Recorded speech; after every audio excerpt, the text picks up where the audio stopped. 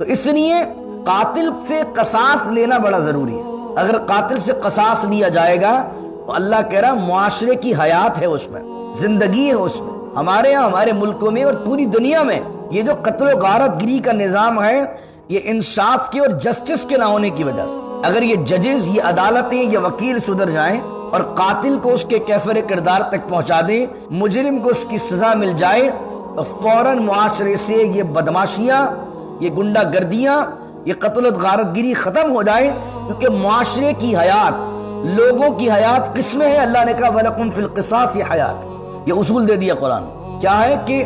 قصاص میں اے عقل مندو یا اولی الالباب، اللہ کہہ رہا اے عقل مندو سنو کہ یہ جو ہے تمہارے لیے قصاص میں اللہ نے حیات رکھی ہے، لعلکم تتقون، تاکہ تم اس قتل و غارت گری سے، خون ریزی سے، اس گنڈے نظام سے تم بچ سکو، اس معاملے